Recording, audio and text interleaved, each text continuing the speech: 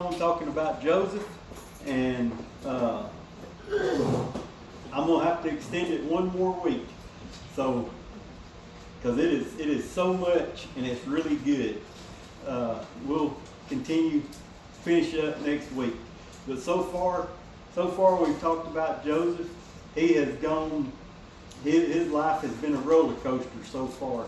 Yes. He was his father's favorite son, sold it as a slave in Egypt. Then he was put in prison. Now he's the number 2 man in Egypt.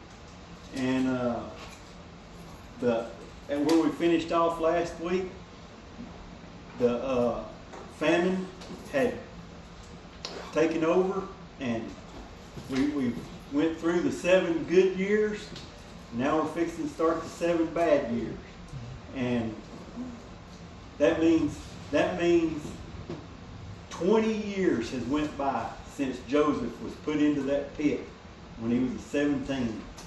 20 years has gone by, and he still, technically, he hasn't seen his dream fulfilled. The dream he was given. He's getting a better picture, but it hasn't come through yet. And he don't know all about his family. He don't know if his dad's still alive. He don't know anything at this point. And so that's where we pick up. The 7 good years are over, and now things are getting bad. We're going to start in chapter 42 of Genesis. It says, "Now when Jacob saw that there was corn in Egypt, Jacob said unto his sons, Why do you look one upon another?" Ain't that a funny thing where he says that? He's like, well, we don't have no corn, and there's corn in Egypt. Why are y'all standing around twiddling your thumbs? Why are y'all just looking at one another like somebody needs to make a move? Do you need me to tell you? Do you need me just to come out and say it? You know, sometimes at work, that's what I thought about. That's why I get that.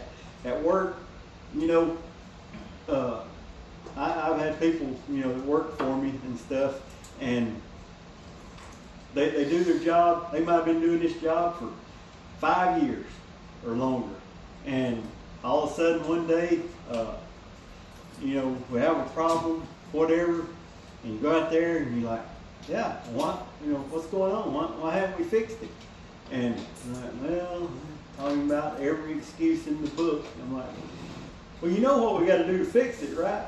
Well, yeah, I just, you know, just hadn't done it. You know, well, yeah, let's do it. Let's fix it. You know, what are we doing? That's what Joseph said to his sons. They're all standing around. He's like, y'all know there's corn in Egypt, right? Well, yeah, we know. We're hungry. We know we're hungry. Yeah, and we don't have no corn. And we know there's some down in Egypt. But what are you waiting on? Let's go. Load up and go buy some corn. And so that's verse 2. That's what he says. And he said, Behold, I have heard there is corn in Egypt. Get you down thither and buy for us from thence, that we may live and not die. We're going to starve to death if you don't go. And so verse 3 says, And Joseph's 10 brothers went down to buy corn in Egypt. But Benjamin, Joseph's brother, Jacob, sent not with his brethren, for he said, Lest peradventure mischief befall him. Jacob, remember Joseph and Benjamin was the 2 sons from Rachel, his favorite. And Joseph's done gone. Benjamin's the only one he's got left. And notice, and he knows, the Bible don't really come out and tell us this, but most likely Benjamin is kind of a favorite too. Yes. Because of Rachel. Yeah.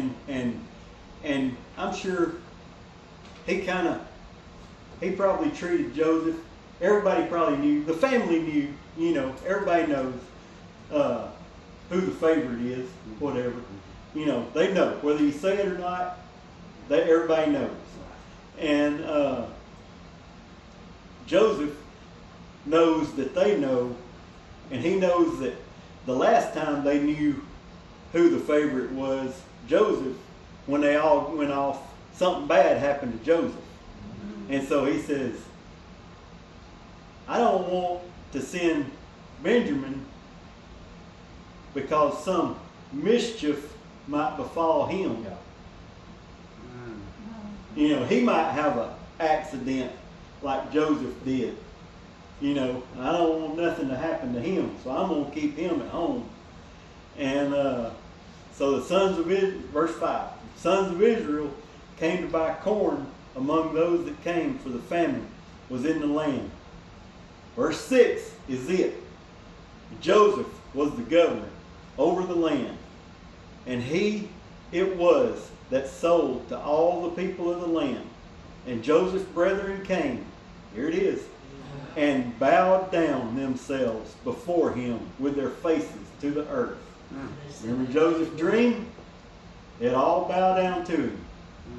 Here they come. They all bowed down to him. Didn't know it was him. And notice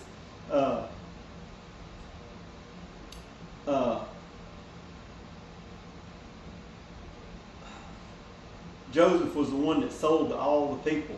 Remember?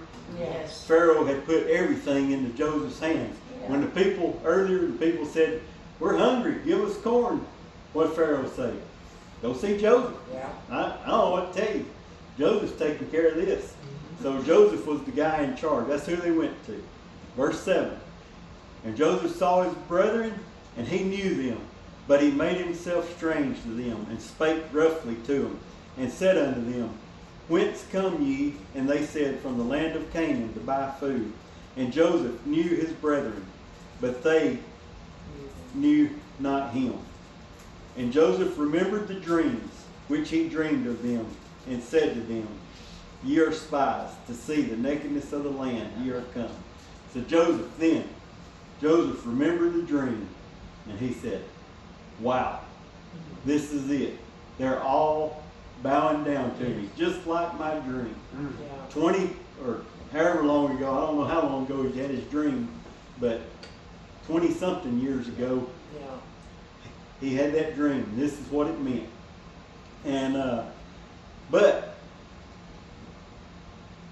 he don't fully trust them yet. He wants to test them. He wants to test them a little bit to see if they've changed, or see if they're still mean. And so he wants to know. He wants to find out. He gives them a little. So he talks roughly to them and don't open up right immediately. Verse 10. And they said unto him, Nay, my Lord, but to buy food are thy servants come. We are all one man's son. We are true men. Thy servants are not spies. And he said unto them, Nay, but to see the nakedness of the land ye are come. And they said, Thy servants are 12 brethren, the sons of one man in the land of Canaan. And behold, the youngest is this day with our father, and one is not. So they said, he said, y'all are just spies come to see what's going on. And they said, no, there's 10 of them. They said, no. They said, we're 12 brothers, all of one man, and but the youngest is still at home with our father, and then we got another brother that is missing, that we don't know what happened to, that we figure he's dead. And Joseph said unto them, That is it that I spake unto you, saying, Ye are spies. Hereby ye shall be proved by the life of Pharaoh. Ye shall not go forth hence, except your youngest brother come hither. Send one of you, and let him fetch your brother, and ye shall be kept in prison, that your words may be proved, whether there be any truth in you, or else by the life of Pharaoh, surely ye are spies. And he put them all together inward 3 days. And Joseph said unto them on the 3rd day, This do, and live, for I fear God. If ye be true men, let one of your brethren be bound in the house of your prison.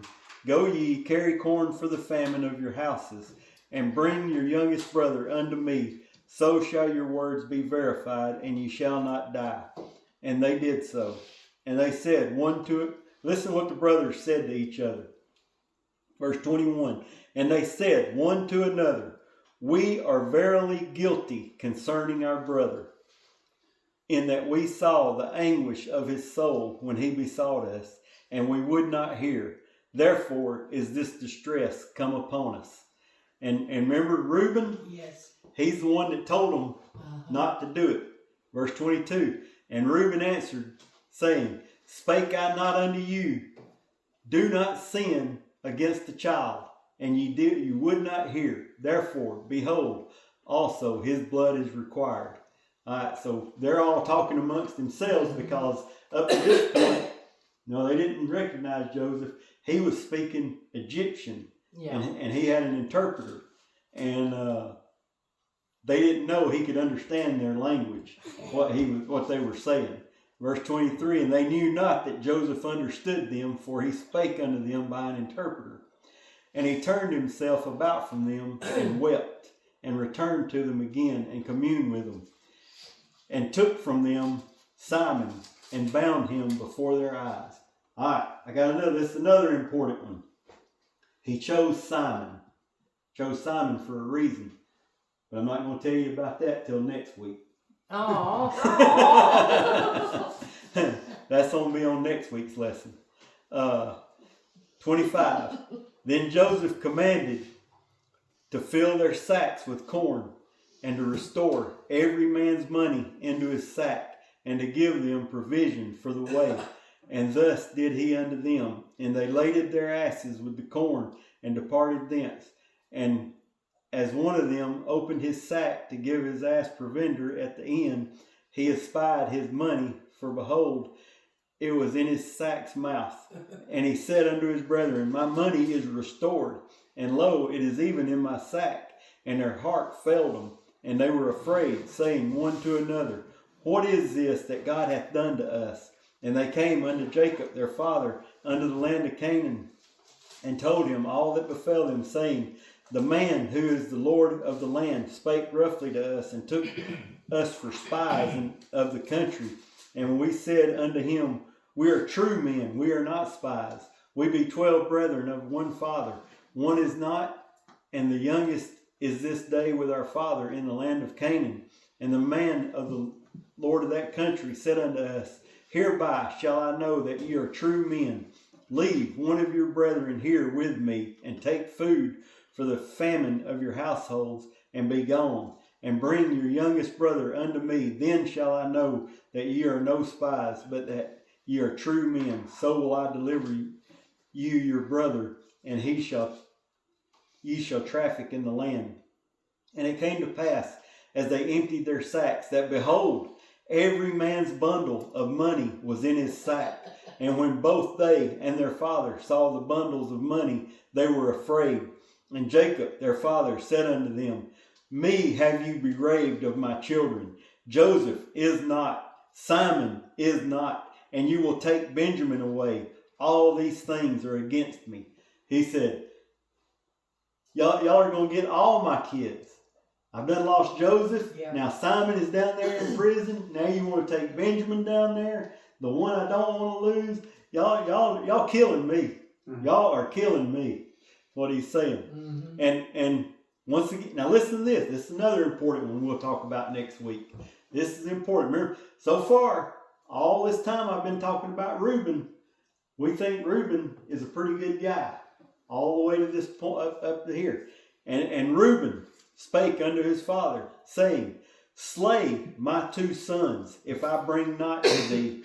Deliver him into my hand, and I will bring him to thee again. And he said, my son shall not go down with you, for his brother is dead, and he is left alone. If mischief befall him by the way in which ye go, then shall ye bring down my gray hairs with sorrow to the grave. He told Benjamin, said, kill my 2 sons if I don't bring him back. And Jacob said, he will not go with you. Now Reuben sounds pretty good, right? But Jacob is like, no, he will not go with you. And he even said, you can kill my 2 sons if I don't bring him back. And Jacob still says, nope, not going with you. Jacob don't trust him. There's a reason. We'll talk about it next week. Okay, son. 43. And the famine was sore in the land. And it came to pass, when they had eaten up the corn which they had brought out of Egypt, their father said unto them, go again and buy us a little food. Now look, listen, this time, Judah. Remember Judah? Yes. We said up this point, we've been saying Judah wasn't really a good guy. Remember, he did all that with Tamar and everything. He had the son that was so wicked, God just struck him down. Yeah. And had another son that God didn't like and struck him down. And then sent his wife off, and she pretended to be a prostitute, and Judah got with her and had a son. So Judah hadn't been too great up till now. But look, now this is Judah. Look what he says to Judah. And Judah spake unto him, saying, the man did solemnly protest unto us, saying, ye shall not see my face, except your brother be with you. If thou wilt send our brother with us, we will go down and buy thee food. But if thou wilt not send him, we will not go down. For the man said unto us, ye shall not see my face, except your brother be with you. And Israel said, wherefore dealt ye so ill with me, as to tell the man whether ye had a brother? Israel said, why did you even tell him you had another brother? Yeah. You know, Israel's thinking of all kinds of stuff, you know. And he's like, well, the guy asked, we were being truthful. Wow.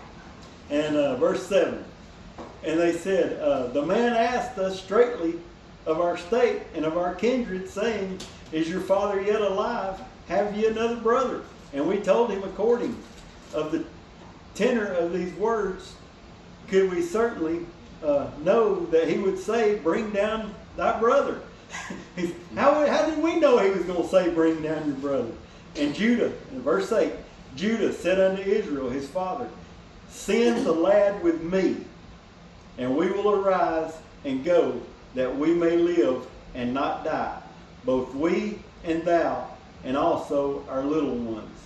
I will be surety for him of my hand, shalt thou require him, if I bring him not unto thee, and set him before thee, then let me bear the blame forever. For except we had lingered, surely now we had returned this second time. And their father Israel said unto them, if it must be so now, do this. Take of the best fruits in the land in your vessels, and carry down the man a present, a little balm, and a little honey, spices, and myrrh, nuts and almonds. And take double money in your hand, and the money that was brought again in the mouth of your sacks, carry it again in your hand. Peradventure, it was an oversight. Take also your brother, and arise, and go unto the man. And God Almighty give you mercy before the man, that he may send away your other brother and Benjamin. If I be bereaved of my children, I am bereaved. So, Judah didn't say, if I don't come back, kill 2 of my sons. He didn't. He said, I'll be responsible for him. I'll take all the blame. Let him go with me. And remember, it was Judah's idea to sell Joseph in the first place when he was in the pit. It was Judah's idea to say, let's sell Joseph. And now he's saying, I'll take full responsibility for Benjamin. It's on me. That wasn't near what Reuben said. Reuben said, kill my 2 sons if I don't bring him back. All Judah said was, I'll be held responsible if I don't bring him back. And Jacob said, take him. Yeah. What does that say about Reuben and Judah? Starting to get a picture, right? Starting to get a picture. Verse 15, and the men took that present, and they took double money in their hand, and Benjamin arose and went down to Egypt and stood before Joseph. And when Joseph saw Benjamin with him, he said to the ruler of his house, bring these men home, and slay, and make ready, for these men shall dine with me at noon. When he seen Benjamin was with him, he said, go kill some animal, get it ready. We're going to have a feast at my house this afternoon. The man did as Joseph bade, and the man brought the men to Joseph's house. And the men, verse 18, and the men were afraid because they were brought into Joseph's house. And they said, because of the money that was returned in our sacks the first time, are we brought in, that he may seek occasion against us and fall on us and take us for bondmen and our asses. And they came near to the steward of Joseph's house, and they communed with him at the door of the house and said, O sir, we came indeed down at the first time to buy food. And it came to pass, when we came into the inn, that we opened our sacks, and behold, every man's money was in the mouth of his sack. Our money was in full weight, and we have brought it again in our hand. And other money have we brought down in our hands to buy food. We cannot tell who put the money in our sacks. And he said, peace be to you, fear not. Your God and the God of your fathers hath given you treasure in your sacks. I had your money, and he brought Simon unto them. And the man brought the men to Joseph's house and gave them water. And they washed their feet, and he gave their asses provender.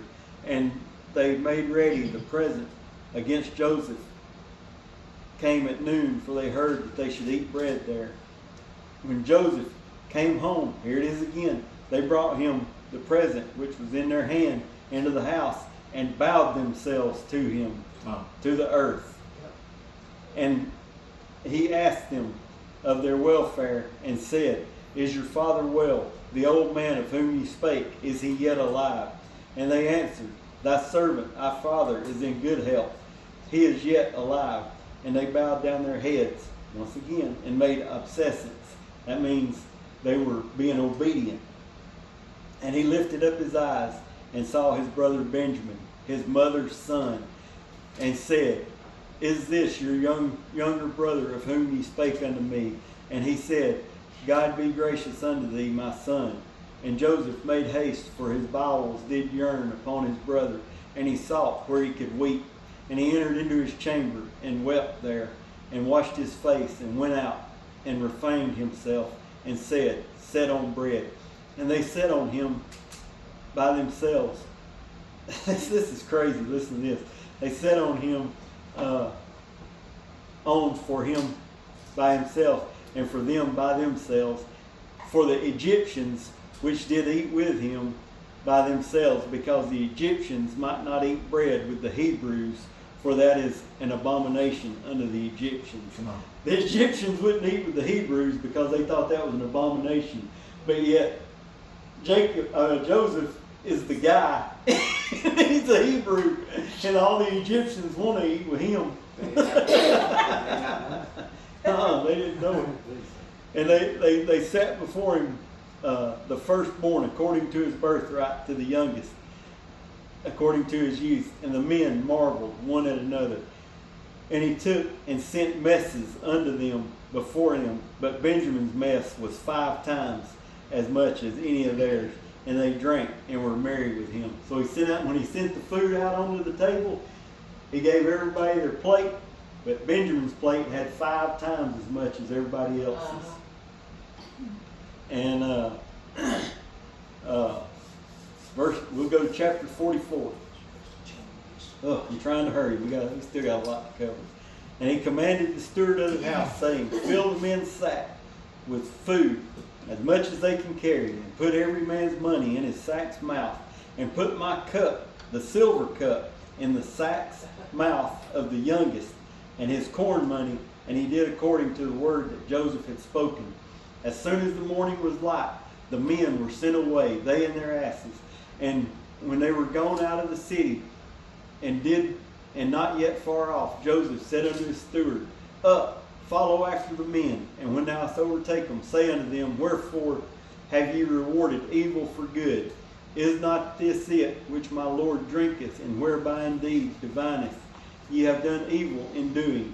And he overtook them, and spake unto them these same words. And they said unto him, Wherefore saith my Lord these words? God forbid that thy servant should do according. Behold, the money which we found in our sack's mouth we brought again to thee out of the land of Canaan. How then should we steal out of the Lord's house silver or gold? Listen to this, verse 9. With whomever of thy servants it be found, both let him die, and we also will be my Lord's bondmen. And he said, Now also let it be according to your words. He with wisdom is found shall be my servant, and ye shall be blameless. In other words, what had happened was Joseph had this silver cup that he drank out of that was his, and I guess he's the only one that drank out of it. He told them to put all their money back in their sacks, but in the youngest, put this silver cup in his sack. And then he sent his guard to go chase him down and say, whoever you find, that silver cup, bring them back and call them. We're going to charge them like they're a bunch of thieves. And when they come up to him, all the brothers said, hey, we ain't stole nothing. Said, if you find that silver cup in any of our sacks, you can kill that guy. Just kill him, and we'll all be your servant. Because we gave y'all the money, and we ain't stole nothing from that guy. We scared of that guy. And so verse 11, then they speedily took down every man's sack to the ground, and opened every man's sack. And he searched, and began at the eldest, and left to the youngest. And the cup was found in Benjamin's sack. Then they rent their clothes, and laded every man his ass, and returned to the city. Listen to this. And Judah and his brethren came to Joseph's house, for he was yet there. And they fell before him on the ground. And Joseph said unto them, What deed is this ye have done? Wot ye not that such a man as I can certainly divine? And Judah's become the spokesperson. Judah said, What shall we say unto my Lord? What shall we speak? Or how shall we clear ourselves? God hath found out the iniquity of thy servants. Behold, we are my Lord's servants, both we and he also with whom the cup is found. And he said, God forbid that I should do so, but the man in whose hand the cup is found, he shall be my servant. And as for you, get you up in peace unto your father. Then Judah came near to him and said, O my Lord, let thy servant, I pray thee, speak a word in my Lord's ear, and let not thine anger burn against thy servant, for thou art even as Pharaoh. My Lord asked his servant, saying, Have ye a father or a brother? And we said unto my Lord, We have a father, an old man, and a child of his old age, a little one, and his brother is dead. We alone is left his mother, and his father loveth him. And thou saidst unto thy servant, Bring him down unto me, that I may set my eyes upon him. And we said unto my Lord, The lad cannot leave his father, for if he should leave his father would die. And thou saidst unto thy servants, Except your youngest brother come down with you, ye shall see my face no more. And it came to pass, when we came unto thy servant, my father, we told him the words of my Lord. And our father said, Go again and buy us a little food. And we said, We cannot go down if our youngest brother is not with us. Then we will go down, for we may not see the man's face, except our youngest brother be with us. And thy servant, my father, said unto us, Ye know that my wife bare me 2 sons, and the one went out from me. And I said, Surely he is torn in pieces, and I saw him not since. And if ye take this also from me, and mischief befall him, ye shall bring down my gray hairs with sorrow to the grave. Now therefore, when I come to thy servant, my father, and the lad be not with us, seeing that his life is bound up in the lad's life, it shall come to pass, when he seeth that the lad is not with us, that he will die, and thy servant shall bring down the gray hairs of thy servant our father with sorrow to the grave. For thy servant became surety for the lad unto my father, saying, If I bring him not unto thee again, then unto thee, then I shall bear the blame of my father forever. Now therefore I pray thee, let thy servant abide instead of the lad, a bondman to my Lord, and let the lad go back up with his brethren. For how shall I go up to my father, and the lad be not with me, lest peradventure I see evil that shall come upon my father. That was a lot, but he said, there's no way I can, Joseph said, I'm going to keep the youngest one here, and he's going to be my servant forever. And they said, oh no. Judah said, look, I'll do whatever. I'll take his place. I'll be the servant. My father will die if we go back up there and Benjamin is not with us. He can't take it. I'm telling you. He will not be able to take it. He will die. He said, I'll stay here. Please, let me be the servant and let him go back to my father. And so, remember I told you, to start with, Joseph hid his identity, testing them, seeing if they've changed, or if they're still the same. If they, like I said, if they still had an opportunity to get rid of the new favorite son, if they would do it and get rid of the new favorite son, or if they had genuinely changed and learned their lesson. They've changed. They've learned their lesson. Yes. They regret what they've done to Joseph, and they wasn't going to do it to Benjamin. No. They wasn't going to let nothing happen to Benjamin. right. They would rather die. They would rather their sons die than anything happen to Benjamin. That's how serious they were. They did not want nothing to happen to Benjamin. So, chapter 45.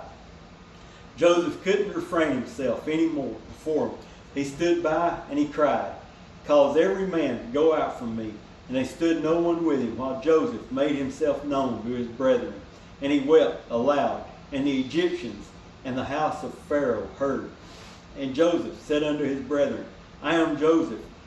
Doth my father yet live? And his brethren could not answer him, for they were troubled at his presence.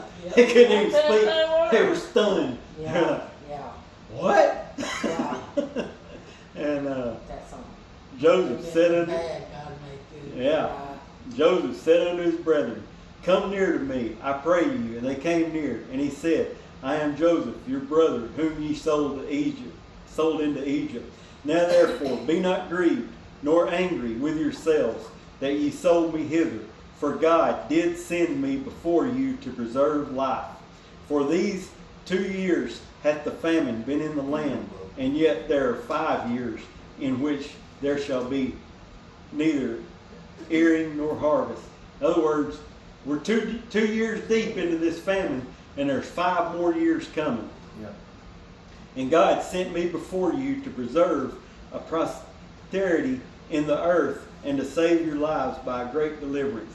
So now it was not you that sent me hither, but God. And he hath made me a father to Pharaoh, and a lord of all his house, and a ruler throughout all the land of Egypt. Haste ye and go up to my father, and say to him, Thus saith thy son Joseph, God hath made me Lord of all Egypt. Come down unto me, tarry not. And thou shalt dwell in the land of Goshen, and thou shalt be near unto me. Thou and thy children, and thy children's children, and thy flocks, and thy herds, and all thou hast.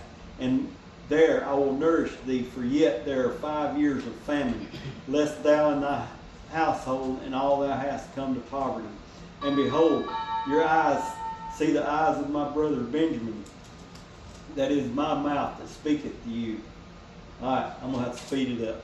And so, in other words, he told him to go get him, and he sent a gigantic caravan Yes. of food and everything up there, loaded wagons down, took everything up there so Jacob would believe it, because that's something kind of hard to believe. And went up there, showed it to Jacob, and I will read this. And verse 27 says, And they told him all the words of Joseph, which he had said unto them. And when he saw the wagons which Joseph had sent to carry him, the spirit of Jacob their father revived. And Israel said, It is enough. Joseph, my son, is yet alive. I will go and see him before I die. And so he did. And he went to see him. And I want to back up just a little bit. Genesis 15, 12 and 16, or 12 through 16. All right. We're in Genesis 46. In Genesis 15, verse 12, it says, "And when the sun was going down, a deep sleep fell upon Abraham, and lo, an heart of great darkness fell upon him. And he said unto Abram, Know of a surety that thy seed shall be a stranger in a land that is not theirs, and shall serve them, and they shall afflict them 400 years. And also that nation whom they shall serve will I judge, and afterward shall they come out with great substance. And thou shalt go into thy fathers in peace, thou shalt be buried in a good old age. But in the fourth generation they shall come hither again, for the iniquity of the Amorites is not yet full." Come on. All right, so God told Abraham in a deep sleep, in a dream, that he said, you're going to have this great number of people, but they're going to go into a foreign land, and they're going to serve those people for 400 years. And after that 400 years, I'm going to bring them out, and they're going to come out with a lot of stuff, a lot of substance. And then you're going to the promised land, the land where the Amorites are at.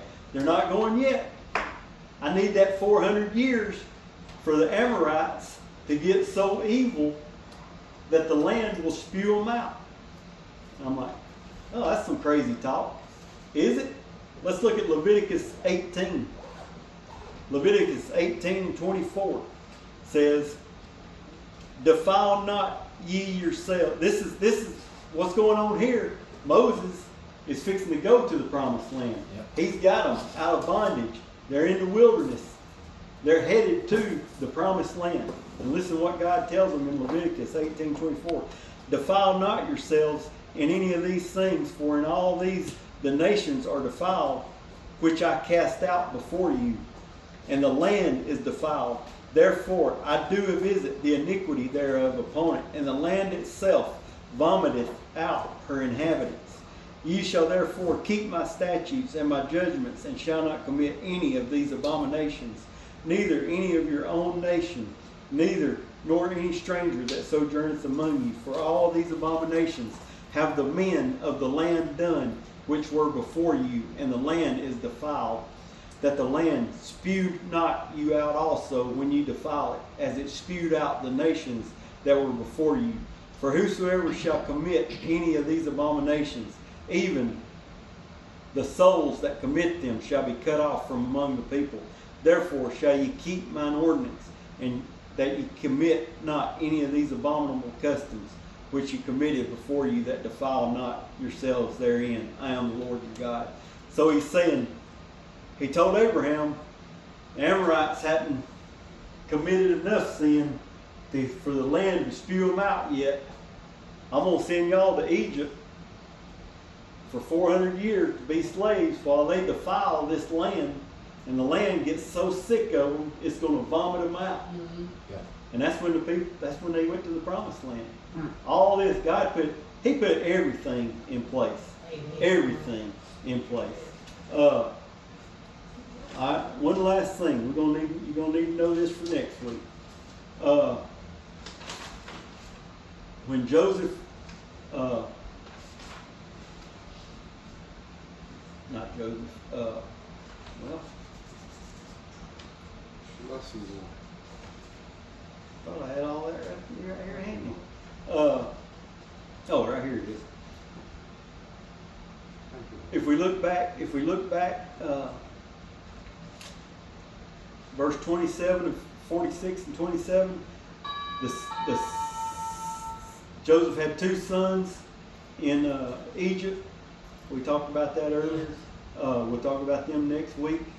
And everybody that come from Canaan with Jacob, his family, all the 12 sons, all the people, everybody. The Bible says it was 70.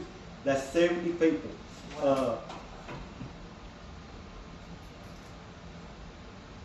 400 years later, when they leave, 70 people. Think about that. One